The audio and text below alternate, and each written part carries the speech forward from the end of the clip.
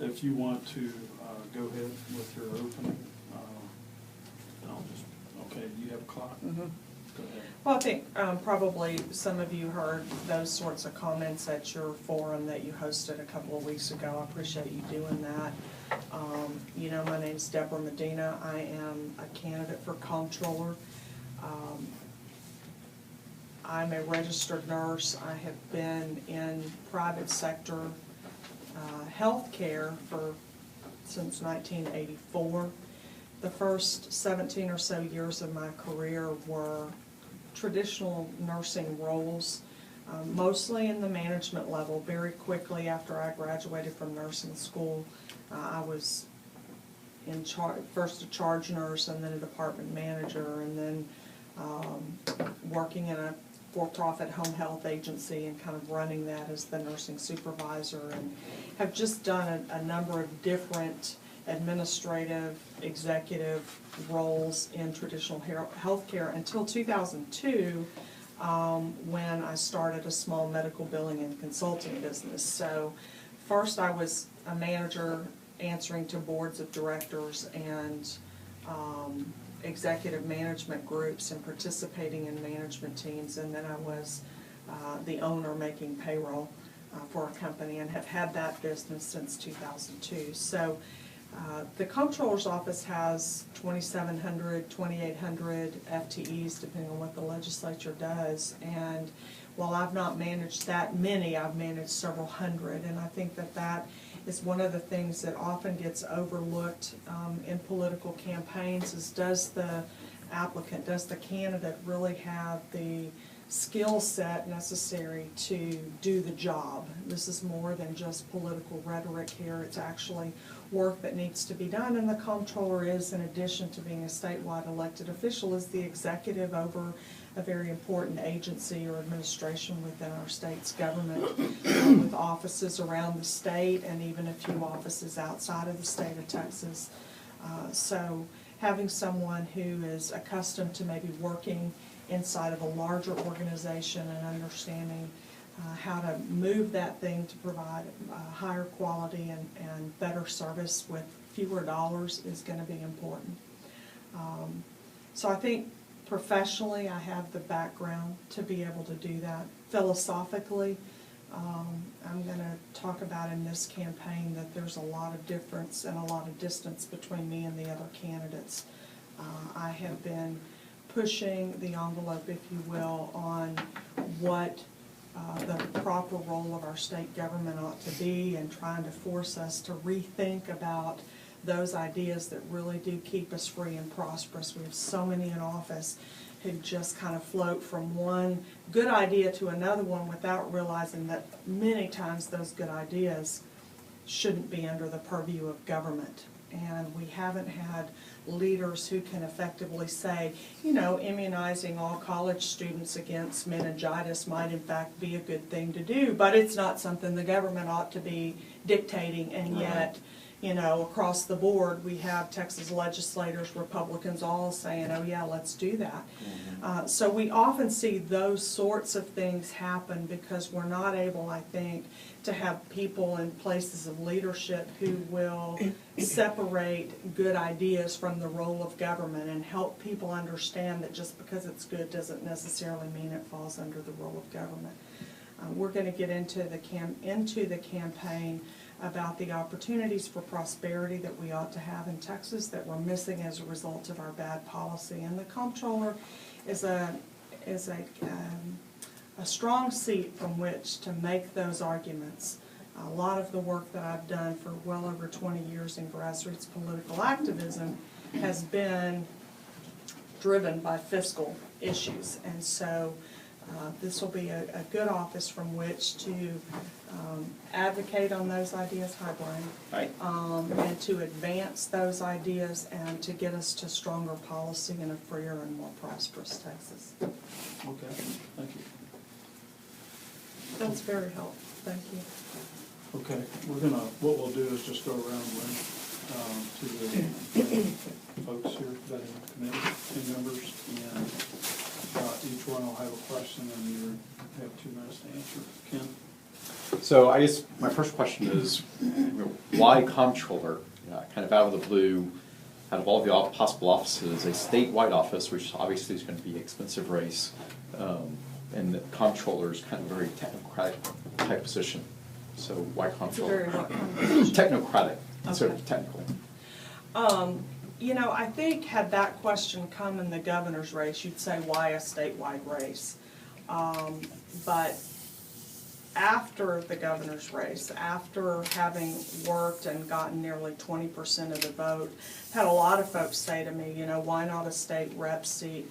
I guess my feeling on that is that I have never really aspired to just go want to hold office. What I want to do is leave a freer, more prosperous state to the next generation, and that means changing policy.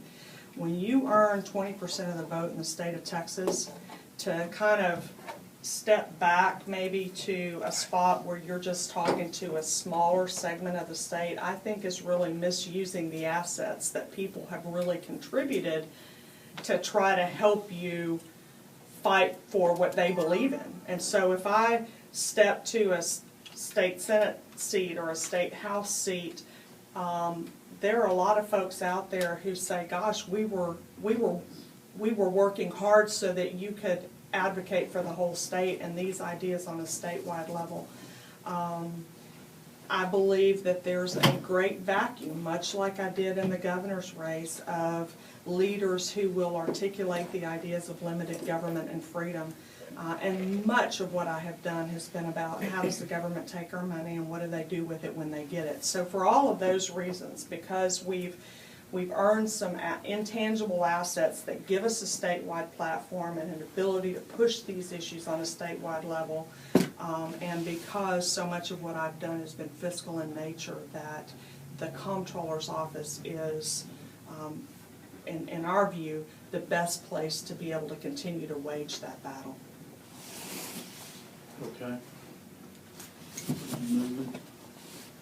Brian, are you asking questions or Sure. you in the mix? Okay. So you've had a big push for getting rid of the property tax and I guess increasing the state income tax, state sales tax. But there's the issue of, I mean, different industries and individuals benefit from that shift and get harmed. And would that sales tax, how would that stay local? Because a lot of the property taxes are local. So I guess why picking that method of taxing, and how does that affect the local part of it? Yeah, and I'm not sure, Brian, that we can say accurately that we picked a method yet. You know, I came to that place believing that private property ownership and gun ownership were the two things that distinguished a free society from one that is not free in all of history, and began to look at how we could more fully own our property in Texas. The property tax, I believe, completely deprives us of true private property ownership, and it creates this lease-tenant sort of relationship. It was fortunate for us, I guess, that the Texas Public Policy Foundation published their study. They've been working on that for years, and they published a study in April of 2009. I started that statewide campaign in February of 2009. But when we looked at that in detail, replacing the property tax with the sales tax, we end up with a lot of revenue in some areas of the state and not enough revenue to be revenue neutral in others, effectively creating a need to Robin Hood local taxes. And that would be antithetical, I think, to any concept of good government that conservatives have. We've got to raise the revenue where the services are provided. So we're now at the table with draft number 2, if you will, of how to go about doing that. The thing that we can say with certainty is the more we looked at the tax code in Texas, the more broken we realized it is, and we believe not just tweaking it, but having to do whole-scale reform is what's necessary.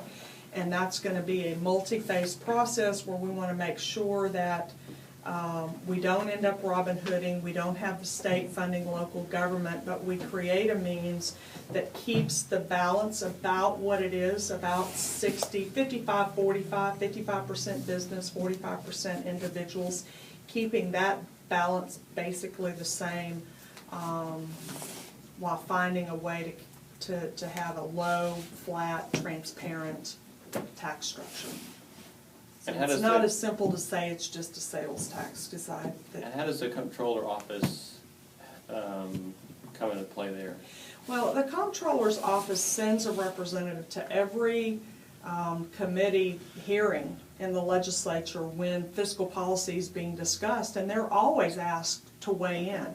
Okay. I've been in many of those hearings, and I think that if we elect people to lead, they need to lead.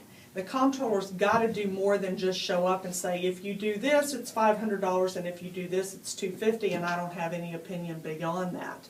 I think we really have to have, I hope to have someone in that office, I'd like to be in that office, advocating the ideas of free markets.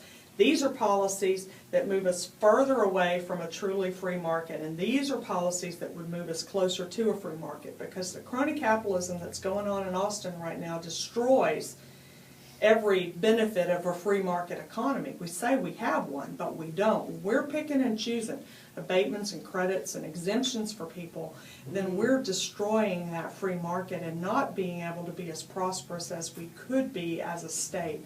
So I think getting the Comptroller to help the legislators understand not just the precise fiscal implication of the policy, but the bigger picture. Is this something that preserves and protects a free market economy, or is it one that moves away, is a role that maybe we haven't seen leveraged or used as much as it should have been. Deb? Okay, kind of following up on that, I'm right on there with you that property tax is not the best way to do it. Some kind of a consumption tax, sales tax. But the sales tax in Texas, from what little I've been able to get some insights, the process for collection is very subject to being escaped. It's not very reliable. It depends totally upon the integrity of the person receiving the sales tax to report correctly, to distribute to the state, and all that sort of stuff. There's no real audit or follow-up or accountability. So how would you go about, if you did do a shift from property tax to a sales tax, how would you go about improving that to make it a really workable system? Well, I think the term that you hear in the business is avoidance, tax avoidance. What sorts of tax policies exist where there is a good deal of avoidance? Have you created a black market, an underground market? We certainly have that with the use tax in Texas, where people are supposed to self-report if they didn't pay a sales tax, but they're using something. And that is the cost of collecting that tax exceeds the value that would be received from going out and collecting it. So when we talk about revising or reforming the tax structure, there are several components, and one of them is tax avoidance. Another one is, and I had some interchange already on this, is for people that live around the border, whether it's the border with Mexico or the border with Oklahoma. Will our tax policy drive them across the border to conduct business across the border? And so I think as you see tax reform being discussed, and it's now being discussed, before 2009 all you heard was limiting appraisal caps. Now you actually are hearing some dialogue about eliminating the property tax, and that's good. But I think it's going to have to be broader than that, and we're really going to have to talk about tax reform. There is a mechanism in place, though, at the auditor's office currently, at the Comptroller's office currently, to audit businesses. And there is a mechanism in place to go in and do an audit. They should be random, and I don't have the numbers on whether they've slacked off or increased, but you certainly have plenty of businesses who are complaining that the case with Amazon is probably the most notable one, where Amazon said, no, we don't need to collect sales tax, or we're collecting it on these transactions but not on these transactions, and the comptroller goes in and does an audit and says, no, you actually owe the state, because all of these transactions on your book should have been subject to the sales tax and you didn't report and collect that. So that can happen to any business, whether it's a large Amazon or whether it's a small mom and pop, where the comptroller's office can, in fact, Bob Bullock and John Sharp, I think both, Bullock for sure, maybe Carol Strayhorn, shut businesses down, where they walked in and they audited the business and said, you know, you owe us, based on our audit, you owe us this much in sales tax, and if you don't pay, we're going to lock the door. And they chain the door and lock it up and close the business until those cases are settled. So there is a duty by the comptroller to make sure that people are accurately reporting their taxable sales and are collecting and remitting those tax dollars to the state. And that'll be true regardless of the form of tax that's used. If you'll borrow my fan, just to say so. It's getting a little close in here. Okay. Well, I was going to ask about something else, but I'm going to go in this, kind of in this same direction as well. Now, the only objection I've heard people give about property tax is the fact that it infringes upon your property rights. And what that's really talking about would be the state's right of seizure, should you not pay your property tax. Now, I'm also president of our Property Owners Association, and one of the rules we have is we're not going to seize anybody's home based on non-payment of dues. You go, oh, you're going to lose all that money. Not really. Hardly anybody stays in their home more than 5 years, and certainly within 10, there are exceptions, but that's not, the rule is there's a lot of turnover, and it rides with the property, so the next buyer, the title insurance will have to make sure there's money put in escrow, so we'll get our dues. My question is, for something like property tax, if you take away the state's right of seizure, so that really it's only collected, it's required to be collected on a sale of property, so you eventually will get your money, doesn't that take away the objection to the property tax, or is there still some reason to go with the sales tax or some other tax instead? Well, you know, as I mentioned, what drove me to that originally was... Oh, wait, one segue on that. With your position that you take, since the comptroller is considered more of a technocrat, as Ken said, how would you use your position to influence the legislature to examine alternatives? While I came to this place from a initially purely philosophical one, it doesn't take, you don't have to go very far to find people who believe that their property tax is unfairly levied against them. As to the amount? As to the amount, as to the value of the property. And whether or not you can find anecdotal evidence to that, the legislature commissioned the comptroller's office about 5 years ago to actually audit all of the central appraisal districts in the state. And they divided the central appraisal districts up and audited half of them one biennium and the second half of them just this last biennium, and reported during the 83rd session the results of that audit. Found that 40% of the central appraisal districts in Texas failed the audit. Now, there's a man named John Kennedy who currently works for TATARA, the Texas Taxpayer Association, Research Association in Austin. He helped write the reform of the statute in the 80s when we were trying to get this uniform process. Why does it need to be uniform? Well, because it's the basis for funding public education in Texas. Sure. So if we're going to have any sort of equity, then the process by which we determine what's your share and what's your share and what's your share has to be an equitable process. 40% of those districts failed the audit that Mr. Kennedy said nobody could, in good conscience, call an audit. It was so basic that he thought calling it an audit was way overstating. Over half of the districts cannot assign a reproducible value to the property. What does that mean? It means if I say your property's worth $150,000 and you come in and I say demonstrate to me how you got to $150,000, over half the districts in the state can't do that. They can't show you the methodology that they use to reproduce the value. So it's philosophical, but it's also very deeply flawed as a system. And so for those reasons, it needs to be reformed. It gives government control over both the value of the item that's taxed and the rate at which it's taxed. And I think if we do anything, we've got to move to a system where the government only controls the rate.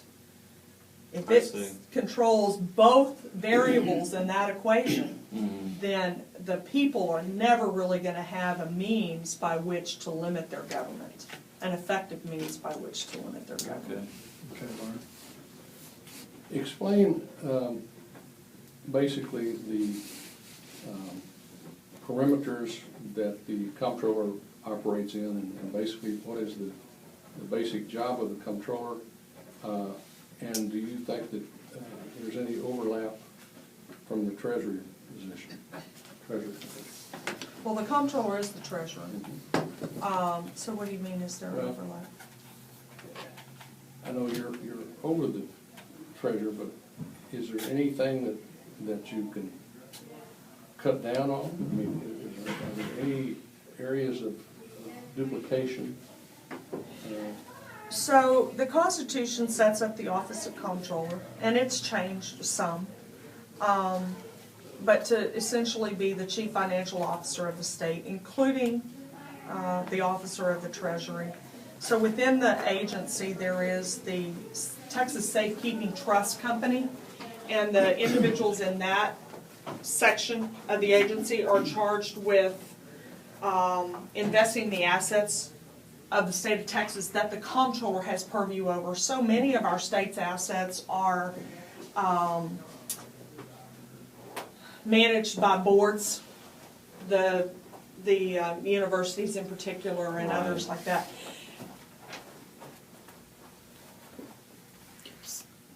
The Constitution, there's so many ways for me to go, and I'm not sure how. Can I get to start over? Well, I was going to say, I didn't start the call. I get a full 2 minutes to Somehow I finish, got, 'cause this is a great question. somehow I got stopped. So you have I don't know which is first.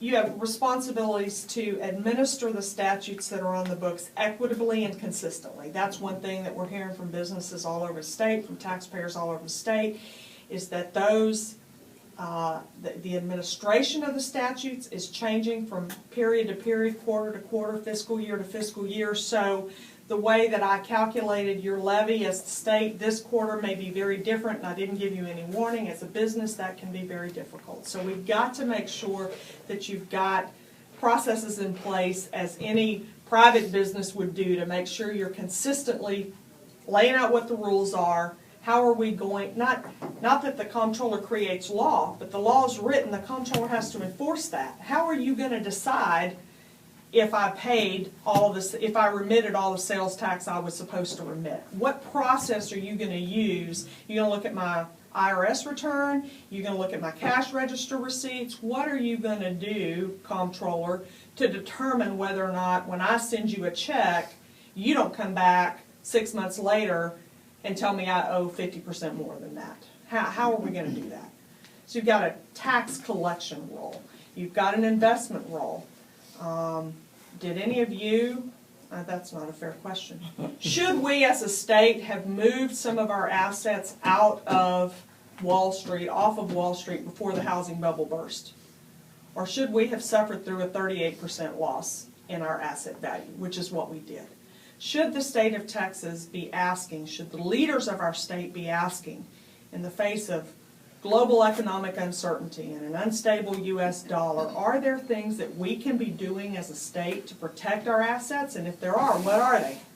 Because waiting for a crash, waiting for that next bubble to burst is a little bit too late to move our assets. And the state of Texas can't be nearly as nimble as an individual can. So are we asking those questions? I don't think we are, and frankly pushed for and got a bill introduced this session that would have created a gold bullion depository system for the state of Texas, because I've been asking that question since 2008. Collection, investments, and then one of the things that we're really starting to dig into is there's a little provision in the Constitution that says the comptroller may accept federal funds. Think that might be, may not?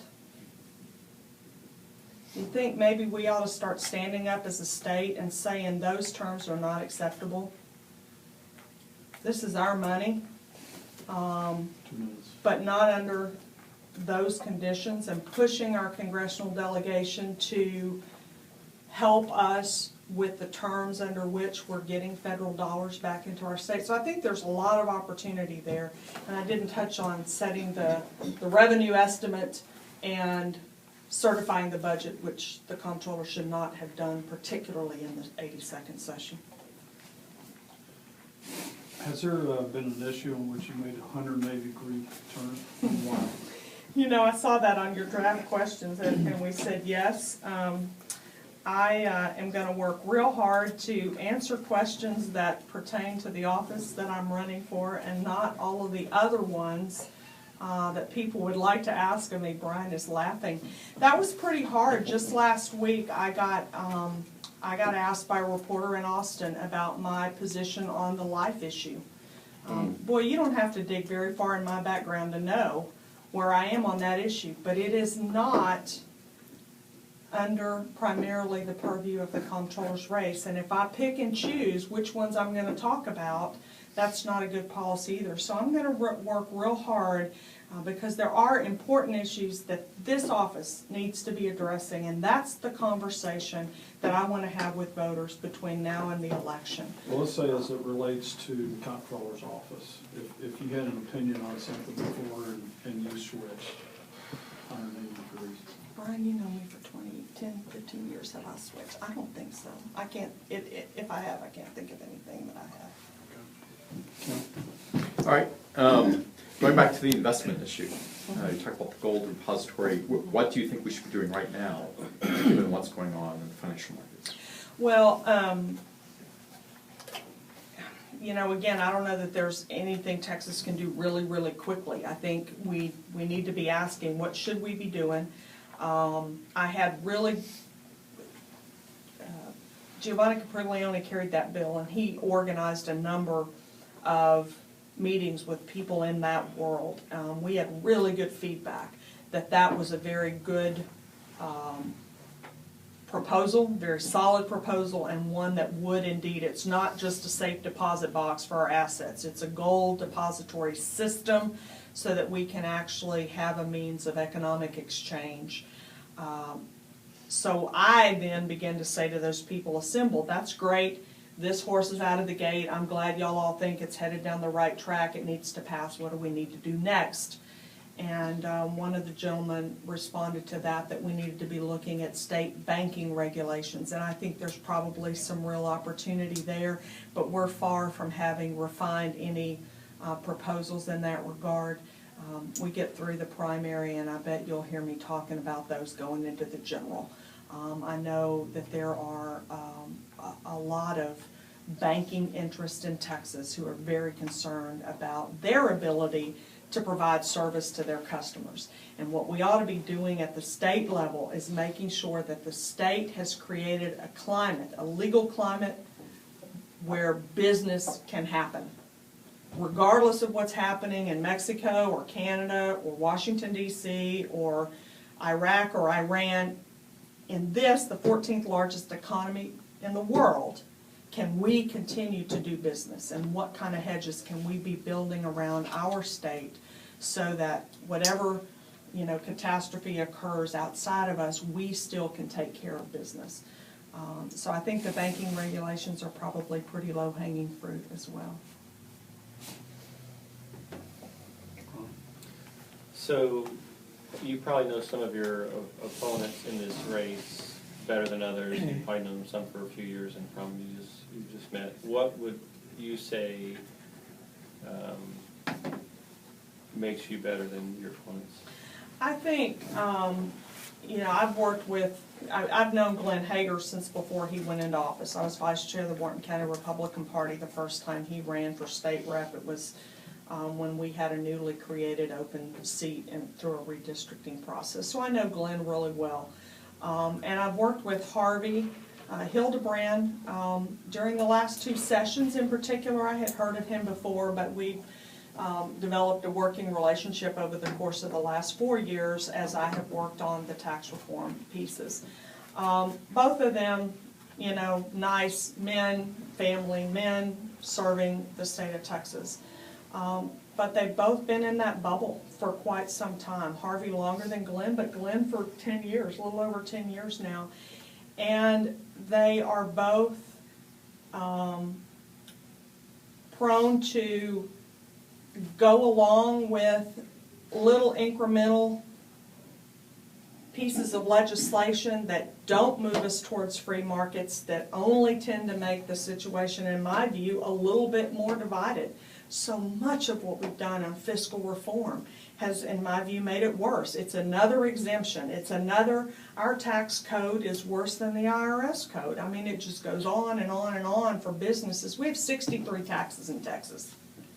63 different forms of taxation in the state of Texas that are state taxes, don't have anything to do with federal. If you're a business and you're trying to keep up with that, it's a nightmare. If you're a comptroller and you're trying to collect them, it's probably a nightmare. And rather than, you know, looking at kind of the big picture, we get mired down in the trenches of dealing with that little stuff and not really solving. So I think they're both pretty guilty of voting to make the system work because we've lost sight of what keeps us free and prosperous and what doesn't.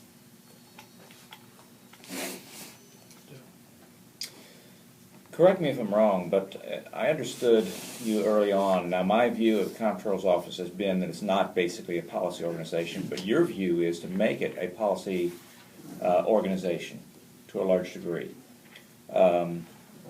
I have seen firsthand in my working business when you have a new management comes in with a very different philosophy, that has some pretty severe impact on the personnel who are part of that organization.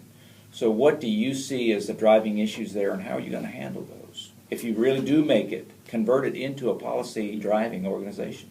If you look at my professional resume, the first 17 years of my life, I think I probably worked for 6 or 8 different places because I'd go in as a manager. It'd usually take me about 6 or 8 months to kind of feel like I understood what was happening in that organization, and then began to, I say, I really like operations. I want to see what makes it work. Where do you want this organization to go? Give me about 6 or 8 months to figure out what's making it do what it is. I'm not someone who's want to come in and have heads roll on the first week or 2 or 3 weeks. I want to really kind of see where we are. I've developed in many ways that working relationship with folks at the Comptroller's office already.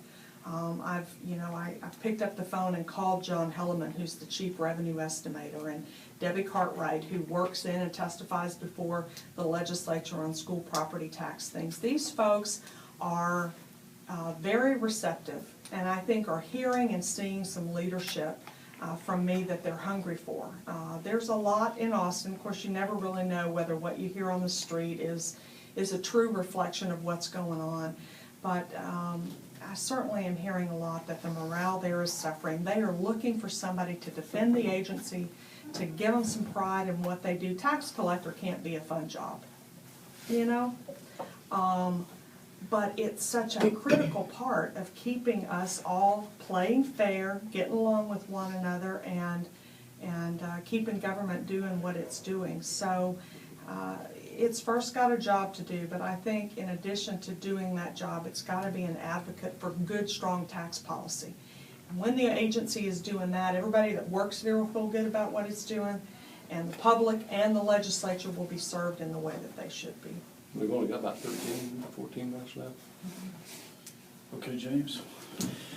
Well, now I realize you don't set this particular issue, but of course in your position as comptroller, you certainly would be influential with any assessment that you make and in any position that you would take. But regarding the oil and gas tax royalties that go to the state, or the rainy day fund, initially, well, legislatively, I guess it can be used for whatever they want to use it for. But at least, but what they should be using it for, from what they tell us, would be for disaster relief or something along that order. Or I've also heard it used as a basis for the state's credit rating. So my question is, how much do you think should stay in the rainy day fund? Should it be a dollar amount, a percentage? And then what would be valid reasons for rating the rainy day fund? Dale Kramer, who was. Education or what? Dale Kramer, who was the chief revenue estimator under Bob Bullock, the youngest chief revenue estimator in our state's history, and I have worked together on tax policy for the last 3 or 4 years. And we've had this conversation.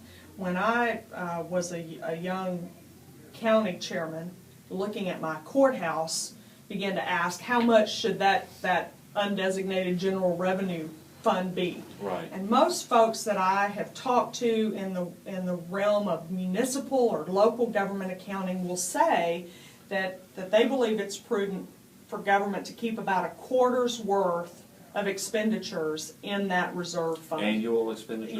Yeah, about 3 to 4 months worth. Well, if you do 3 to 4 months worth in Texas, that's $25 billion. Right. And so when we're talking about having 8 or 10 in that fund, I think you really have to say, is that sufficient? Mm-hmm. We're talking about the fund is flush and we're going to, divert it over here and divert it over there. Is it really, if we truly have a need to stabilize us from some economic calamity, the Economic Stabilization Fund, is $8 billion enough? And when Dale and I had that conversation, he said, Debra, we've never needed that much. I hear you, and I know at the local level we do 25%, but this is also a very large economy that has the, when one segment suffers, other ones tend to be doing well. And so he felt like in the neighborhood of 10 to 12 billion was probably reasonable. I raised at your forum, should it all be invested the way that it's invested? The way that the Texas Safekeeping Trust Company within the Comptroller's office can invest that money is pretty limited, pretty restricted. And maybe there are some safer investment vehicles than those that are currently available to that fund. So I think we ought to be looking at that Okay. as well. What's your opinion of franchise tax, and how would you change it? When you start talking about reforming the tax structure, you really quickly get to that place that I mentioned earlier where you recognize 55% of the total state and local tax burden in Texas is borne by businesses. So when you look at that a little bit further, you also would probably recognize some huge inequities in that, and the franchise tax is a big part of that inequity. I can give you an example, there are 3 industries in Texas who each produce about the same amount of gross state product, right in the neighborhood of $100 billion a year. Utilities and transportation is one, finance and insurance is another, construction is the other. All 3 industries, roughly $100 billion in gross product in Texas a year. One of them pays $74 million a year in combined state and local tax, property, franchise, and sales tax. One of those industries pays $1.3 billion, and the other one pays $4.7 billion. Now, how, when you have 3 industries that are all producing essentially the same amount of gross state product, do you have one paying $74 million in taxes a year and one paying $4 million? The inequity in the system is really bad, and it's bad because the opponents in my race get a squeaky wheel that comes before the next legislative session and says, if you'll just give us this, we'll produce 50 jobs. Or we'll produce 300 jobs, or we'll do this for the economy. It's not the job of government to be in the investment banking business. When the job of government to be there on Prop 6, it's not the job of government to be there with regard to the franchise tax, but that's a lot of what the legislature has done over the last 10 or 15 years. When you, as a comptroller, come in and make your recommendation, let's say on the franchise tax, and your recommendation, yeah, they think it's, but no, they're not going to take your recommendation. What can a comptroller, what is your avenue to press? I mean, is there a legal series of things you gotta go to, or, I mean, once you recommend this, you're done, and if they don't accept it, then so be it. You know, there are just a few statewide elected officials in Texas, the Comptroller's one, and I think, I'm a registered nurse. Nurses are a big part of who we are as advocates for patients.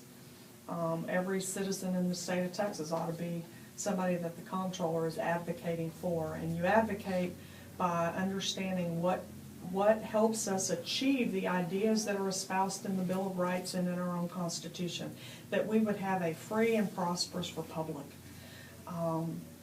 That means having a conversation with our elected officials, but it also means having a conversation with the public. And while the Comptroller's done a very good job, I think, particularly in the area of the reports on debt and the amount of debt that we have at the state level and at the local level, and making a lot of that fiscal spending transparent, unless you have hours to get into those weeds, I don't think we've exploited to the degree that we should the opportunity to talk directly to the public. The media wants newsworthy things, and if a state officer will speak with the press and with conservative radio and with all media, I think we're missing talking on Latin media. We don't do that. I was in the Univision station in 2009 asking a lot of questions. Univision, leading Latin television station in the state, in some markets, the leading station in that market. In San Antonio, it beats ABC, NBC, CBS, Fox. Univision's the #1 television station. It's probably, I think it's #2 in the Dallas area. Huge market share. When I was in the Austin station, the program manager stopped me and he said, "Debra, I really appreciate you asking all these questions, but you're a young politician, very unlikely you're going to win this office. Why are you asking these questions?" And I said, "I think it's important that we have a dialogue with these communities, and I know that these stations, the Latin stations in particular, do a lot of community outreach. In some areas it's immunization awareness, in others it's literacy, it's financial accountability." The man said to me, "Do you know, you're here, you're just a candidate, do you know Governor Perry's never once been in this station?" It broke my heart. We're not having a conversation, and the Comptroller needs to be having that conversation with the legislature, but also with the public. And I can't believe for a second that if we weren't reaching out to radio and television and newspapers in the state, that they wouldn't be covering that messaging. So I think there's a great opportunity to do op-eds and just be continually talking to people about what's happening. Okay, we have time for, what, a couple more questions? Well, it's about 26 after, and we got about 5 minutes max. Okay. Transportation. Gasoline taxes are being siphoned off, so we don't have enough money to build roads in Texas. So we have kind of a combination of public roads, toll roads, and a combination of both. What do you think is the best way, or how should roads be funded in Texas? I think we really have to prioritize, because I'm not sure there's any prioritization going on now. We have to prioritize what are the core functions of state government, and constitutionally, it's mandated the state will provide a free public education for the general dissemination of knowledge. I think most of us would agree that the state has a duty to, or has a core obligation to provide a means of transportation to promote that commerce, that business that we want people to be able to engage in. We've got to get back to pay as you go, and that isn't going to happen overnight. We have been at both the state level and the local level not paying as we go for much of anything. So we've got this tremendous local debt burden. I don't know if y'all recognize, when you look at just the state of Texas debt burden, we are 10th in the nation. Just the state's per capita debt burden. when you look at just our local debt burden, we're second in the nation. Yeah, We're we have second. $2 billion in our county. We're not happy with that. $234 billion across the state of Texas in local government debt, puts us second per capita debt level in the country. So when you combine state and local, we're fifth. The state of Texas is fifth. You know, we are, most of us, outraged at what's going on in Washington, D.C. and how many generations ahead of us we're dumping this debt onto. We're doing the same thing right here in Texas. Yeah, that's right. So we really have got to get back to pay as you go, and I think the gas tax is probably, even if it weren't diverted, not currently sufficient to meet the transportation needs. We've got a lot of accounting gimmicks going on between regional mobility authorities and local governments and the state of Texas with money being mishandled and misappropriated. TxDOT lost billions of dollars a couple of bienniums ago that there's no accounting for. So there are lots of agencies that need some rocks kicked over. And a comptroller who's courageous enough to put the truth out in front of the public regardless of how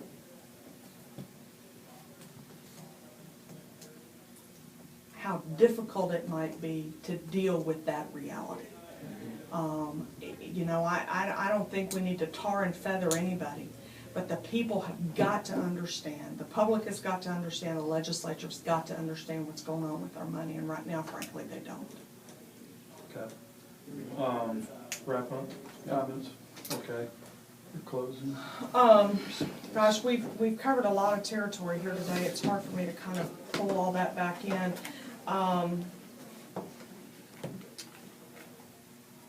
This office is a good fit for the work that I've done for well over 20 years.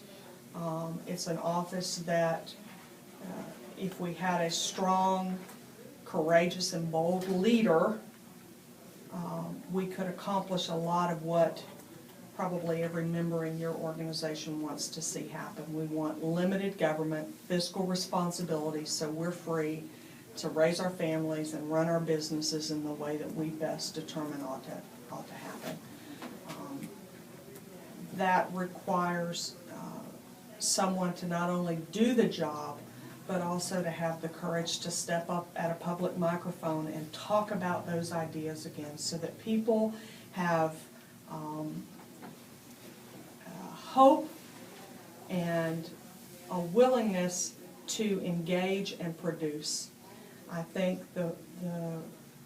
it seems like so much in our society is crisis-driven, that we are just downtrodden with the worries and the cares.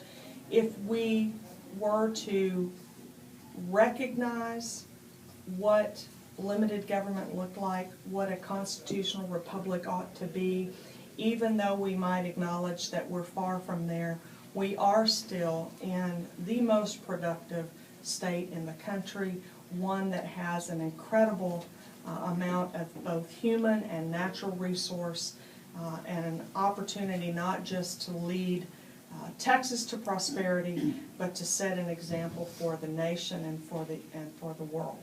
So I know that we know that opportunity exists. We don't get there by continuing a repeat of where we've been. We've got to get out of kind of this mediocre status quo and exhibit some of the courage that our founders did and lead. And I am ready to do that. Got 3 more minutes. I thought you said 2. No, 5, up to 5. The last, here's a timer right here. It's up to you. I'm okay. Right, good.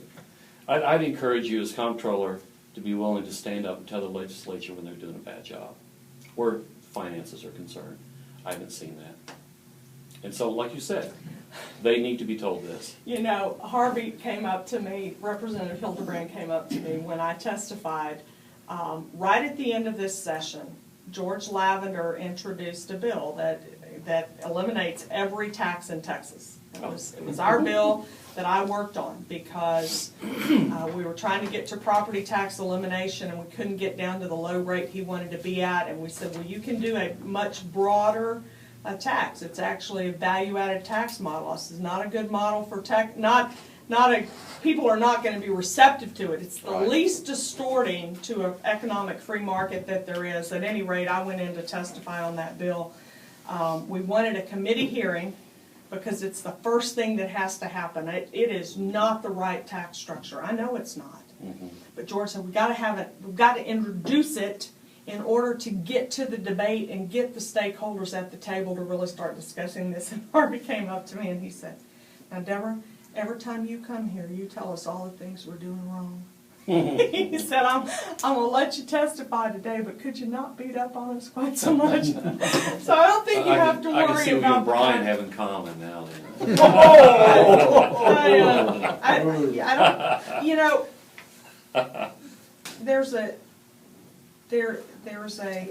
I would much prefer to be a good exhorter, Oh, sure. you know. Let's lift up where you're doing right But and where legislators applaud. concerned, they exhort themselves all the time. Well, I think of exhortation as both positive, you know, it's encouraging you to go and do better. Yes. Identifying where you're weak and where what we've done has not moved us in the direction we want to go. This and this and this isn't good. This is good. And I'm ready to do that. Thank So you. thank Okay, you for that appreciate your encouragement. time. Thank you very much. I'm really sorry I'm Stopping late. by. Thank you guys Oh. for Not getting an me issue. through. We're used to traffic. We understand, we live in Yes. this traffic. Yeah, we live. So we need to elect our text dot officials.